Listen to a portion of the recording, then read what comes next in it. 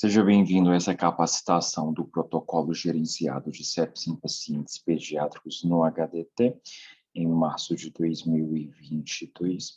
Esta é uma atualização do protocolo anterior para alinharmos as condutas para este ano.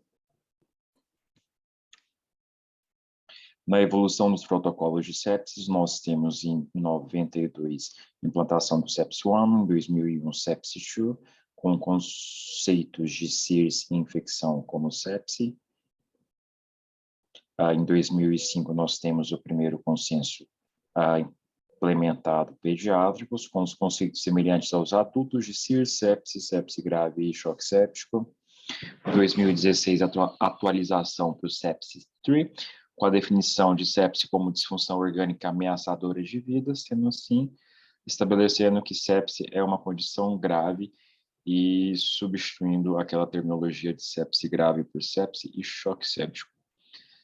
A implementação pelo WILAS em 2019, que é o Instituto Latino-Americano de Sepse, com a última atualização do protocolo pediátrico neste período. Em 2020, nós tivemos o Surviving Sepsis Campaign, com a atualização de algumas terminologias para pediatria, semelhante aos conceitos adultos, porém o WILAS, que é o órgão que nós seguimos, ele mantém a terminologia anterior sem ainda uma atualização. O protocolo do HDT se baseia no WILAS de 2019 e com atualizações pelo Survive Sepsis Campaign de 2020. SIRS, como nós sabemos, seria a presença de dois critérios, sendo um deles alteração de temperatura ou de leucócito, junto com taquicardia ou taquipneia. Nós temos definição de infecção, definição de sepse como SIRS, com aquele quadro suspeito ou confirmado de infecção, sepse grave caracterizada na presença de sepse, ou seja, SIRS com infecção, e uma disfunção cardiovascular ou respiratória, ou mais disfunções orgânicas. Na prática clínica, seria qualquer disfunção orgânica associada à infecção suspeita ou confirmada. Caracterizará a sepse grave com ou sem sinais de SIRS. Nós temos no nosso protocolo os critérios para disfunção orgânicas em pediatria nos diversos sistemas. Choque séptico na população pediátrica é definida como sepse e disfunção cardiovascular. Na parte prática, seria meu paciente com hipoperfusão não responsiva a volume, paciente com infecção suspeita ou confirmada. A nossa rotina de atendimento para os pacientes que serão aberto o protocolo serão os pacientes que apresentam critérios de sepse grave e ou choque séptico. Sendo assim, seria aquele que apresenta dois sinais de SIRS e disfunção orgânica ou apenas disfunção orgânica em todos os casos associada a uma suspeita ou confirmação de infecção. Aqui é um resumo de SIRS e de disfunções orgânicas, tanto clínicas quanto laboratoriais, que podemos identificar para classificar o paciente como sepse grave ou choque séptico. Sendo assim, reforçando, o protocolo é aberto em pacientes com suspeita de sepse grave ou choque séptico. Sepse grave seria pela triagem dois conceitos de SIRS, mais disfunção orgânica ou apenas disfunção orgânica. Dentre essas duas situações, sempre com a suspeita ou confirmação ou suspeita de infecção. Para aqueles casos de sepse, que seria aquele meu paciente com dois critérios de SIRS e apenas infecção, mas sem disfunção orgânica ou laboratorial, não entra na abertura do protocolo e você vai justificar isso adiante.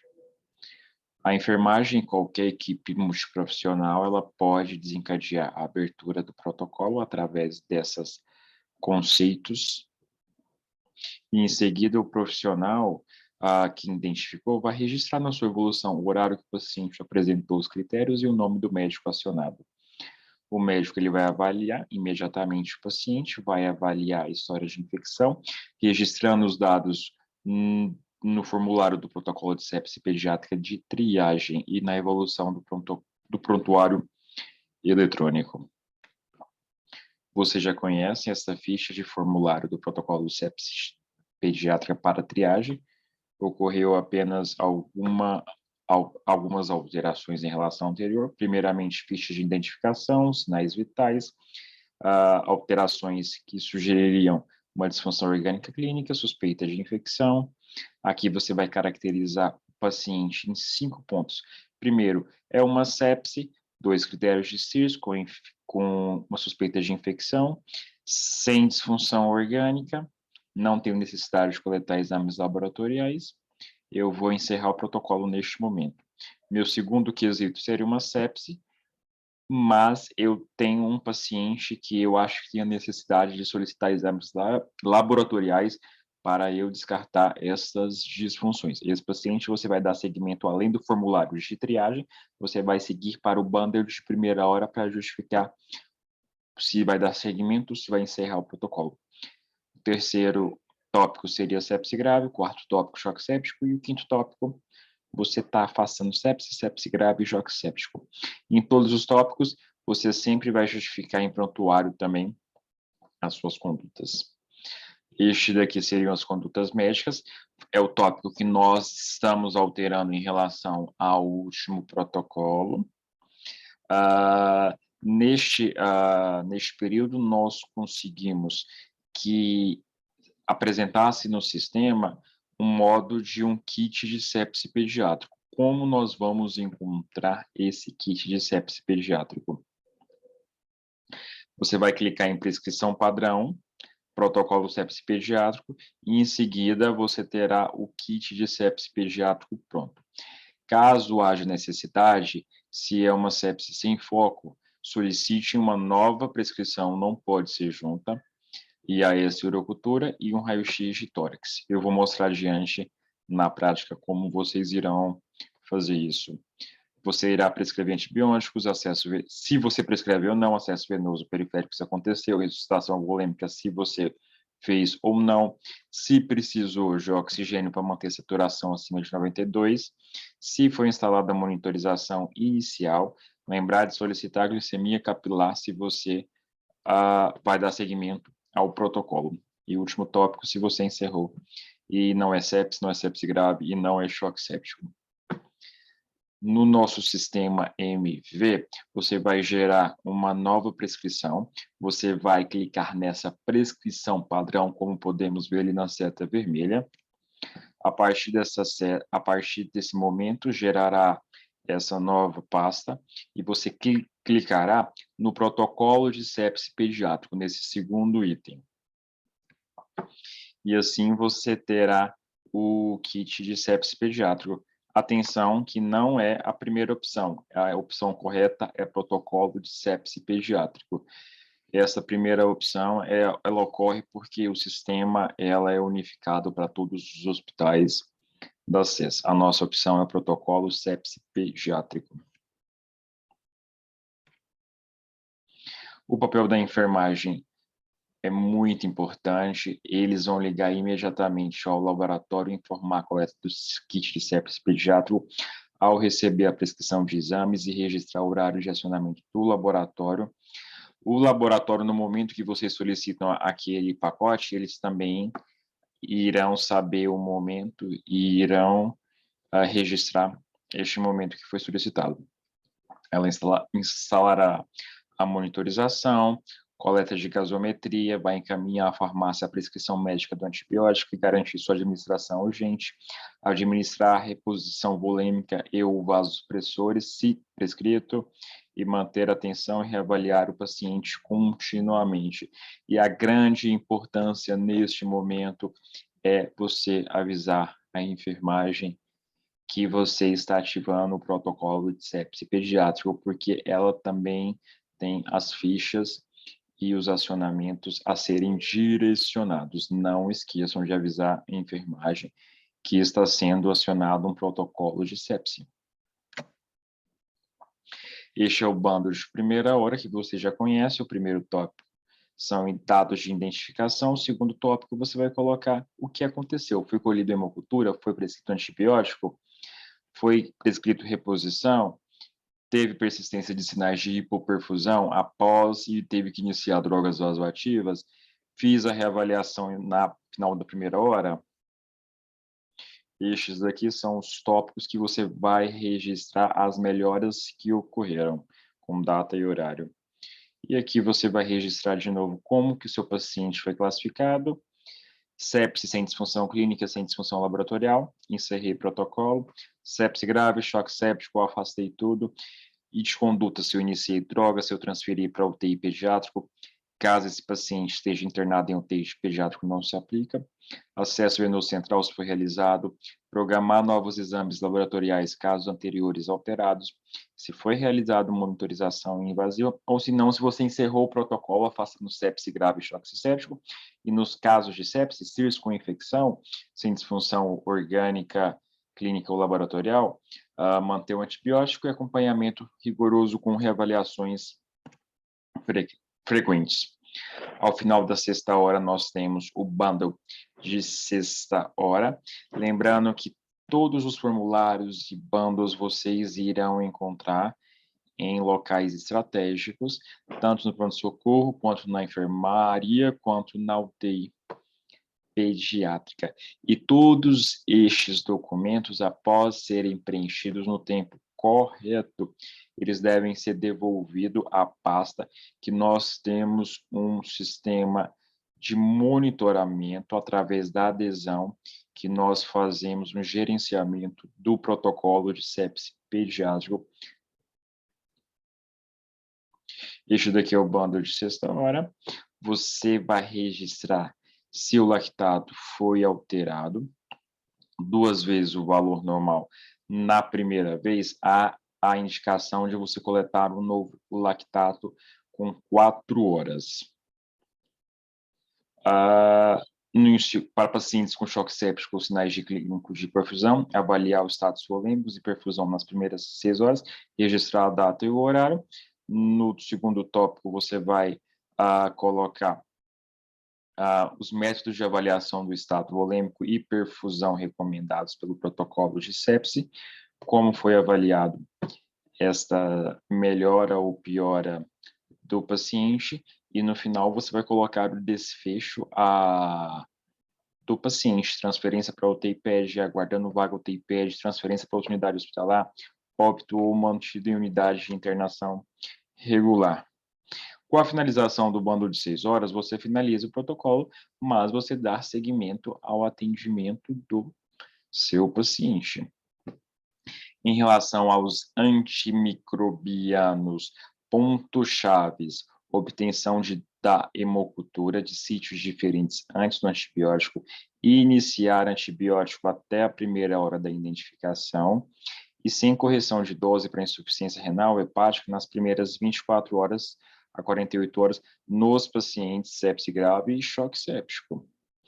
Caso não possa realizar essa hemocultura por algum motivo na primeira hora, não temos como adiar mais esse antibiótico, mas a recomendação sempre é hemocultura, antibiótico até a primeira hora da identificação. No nosso protocolo, você vai identificar o guia de terapia antimicrobiana empírica para sepse grave e choque séptico, dependendo dos focos. Correção para função renal, que pode ocorrer depois de 24 a 48 horas, de acordo com cada droga. Em relação à ressuscitação hemodinâmica, pelo consenso de sepse pediátrica de 2020, ficou estabelecido que pacientes com serviço de suporte avançado que apresente uma hipoperfusão tecidual, há indicação de uma reposição com Ringer ou Ringer lactato em bolos de 10 a 20 ml quilo em 5 a 10 minutos, titulando para os marcadores clínicos de débito cardíaco, frequência cardíaca, pressão arterial, tempo de enchimento capilar, consciência e diurese. Como segunda opção, nós temos soro fisiológico. Lembrando Primeira opção, Ringer ou Ringer lactato. Sempre checando após cada expansão sinais de hipervolemia, lembrando que nós temos pacientes que não são respondedores de volume, e uma avaliação conjunta de métodos hemodinâmicos como eco ou ultrassom poderia contribuir para a identificação destes pacientes, poderiam colocar uma indicação precoce de drogas vasoativas, e caso o paciente não responda com estes volumes, sem sinais de hipervolemia, a indicação de agentes inotrópicos. Na condução da ressuscitação e categorização do choque entre frio ou quente, será necessária uma avaliação beira do leito, e parâmetros hemodinâmicos poderiam contribuir muito para a identificação do tipo de choque. Em avaliação beira-leito, choque frio seria meu paciente com baixo débito cardíaco e alta resistência, que isso clinicamente seria identificado como uma perfusão diminuída manifestada por nível de consciência alterado, tempo de enchimento alargado, pulsos fracos, extremidades frias e mosqueadas e o débito urinário reduzido. O choque quente é um paciente de maior dificuldade de avaliação, de alto débito cardíaco, de baixa resistência, que seria apresentado clinicamente como uma perfusão diminuída, manifestada por nível de consciência alterado, tempo de enchimento rápido e imediato, pulsos periféricos amplos, extremidades com rubor e débito urinário menor de 1 ml quilo-hora. Nós sabemos que na pediatria predomina o choque frio, porém, temos sim casos de choque quente, e por isso temos que estar sempre atentos a todos os sinais vitais, quanto diurese, quanto a consciência, para nós classificarmos esse paciente. O ideal na classificação seria associar parâmetros hemodinâmicos através de ultrassom, através de eco e através de uma saturação venosa central de oxigênio e uma tendência dos níveis séricos de lactato no acompanhamento do tratamento. Em relação às drogas vasoativas, o meu paciente que tem uma persistência da disfunção cardiovascular, mesmo com a reposição citada anterior, a indicação de agentes inotrópicos por acesso central ou por via periférica até que o acesso central seja obtido. Essa é uma grande recomendação do último consenso do Survive Sepsis Campaign de 2020. O perfil de choque predominante é o frio, e neste caso seria uma indicação de adrenalina de 0,05 a 0,3, em questões de choque quente, vasopressores como noradrenalina, e titulando até o efeito desejado na pressão arterial e perfusão sistêmica, e avaliando eventos adversos. No nosso protocolo você irá encontrar as drogas e as doses recomendadas para cada situação. A adrenalina é recomendada para o choque frio, idealmente por via venosa central, mas foi observado que sua administração precoce por via periférica ou intraóssea está associada a aumento de sobrevida nos pacientes pediátricos. Sendo assim, em caso de uma impossibilidade de acesso venoso central imediata, a orientação seria com acesso venoso periférico, desde que aumente a diluição da droga quando utilizada uma veia periférica ou intraóssea, e sempre com reavaliações frequentes para avaliar danos vasculares ou teciduais. Uma opção que pode ser considerada para pacientes com choque frio, que não tenha hipotensão, seria uma dobutamina de 5 a 10 microgramas quilo-minuto. Em caso de hipotensão, essa não é uma indicação válida. No atendimento do seu paciente com sepse grave, atenção para as correções de hipoglicemia e hipocalcemia que possam ser indicadas. No último consenso de sepse pediátrica, utilizar uma estratégia para manter uma glicemia menor de 180, sendo contra o uso de insulina para manter o alvo de glicose igual ou inferior a 140. A hipocalcemia contribui para a disfunção cardíaca, sendo assim, em situações que haja necessidade, a administração e correção da hipocalcemia conforme estabelecido no protocolo. Lactato. É sabido que no cenário adulto, eu tenho uma grande relação em redução do lactato, aumento do lactato e redução do lactato está associado a uma redução de mortalidade e melhor prognóstico. Na pediatria ainda é uma incógnita, principalmente porque em pediatria os valores de lactato eles costumam estar próximos da normalidade.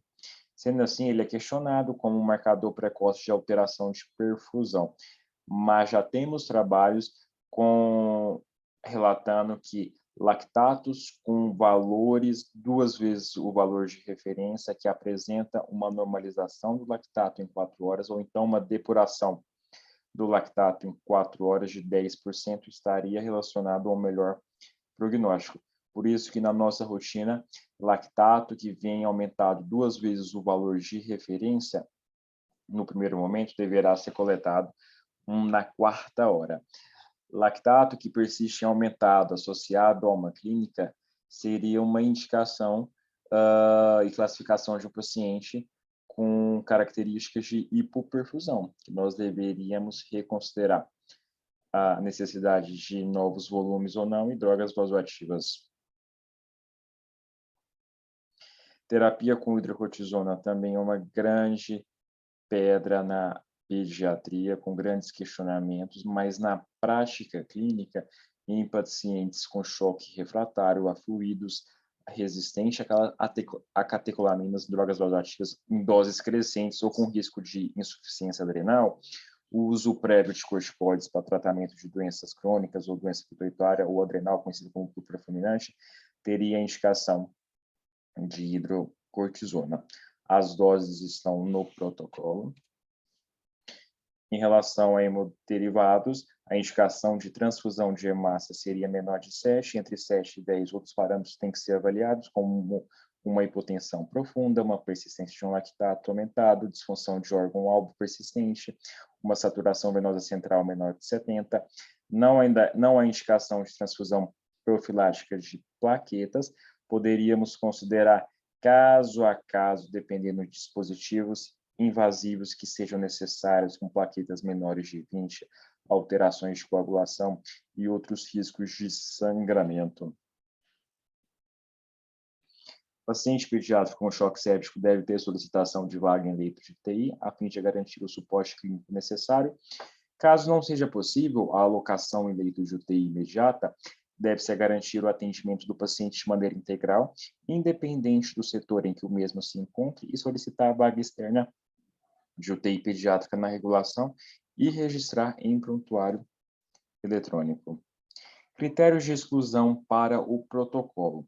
Em pacientes com quadro clínico sugestivo de outros processos infecciosos, como dengue, malária, leptospirose, seguir fluxo específico de atendimento que leve estas condições com peculiaridades, registrando a evolução médica do prontuário eletrônico para justificativa, e encerrar o protocolo afastando sepsis no formulário do protocolo de sepsis pediátrico triagem. No caso em que o paciente possui um protocolo de sepse anterior, esteja em tratamento atual da mesma infecção e apresente nova piora clínica compatível com sepse grave ou choque séptico, não há indicação de abertura de novo protocolo de sepse, considerando ser o mesmo processo, porém o atendimento do paciente é integral. No nosso protocolo, você encontra o fluxograma do protocolo gerenciado de sepse em pacientes pediátricos, que seria um resumo de todo o atendimento, desde a primeira avaliação até a indicação de drogas vasoativas.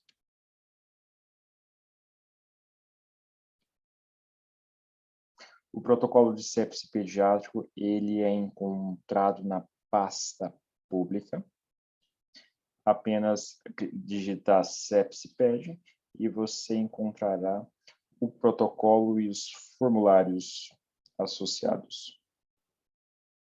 venho, por meio dessa, agradecer a atenção e participação de todos nesta capacitação prática.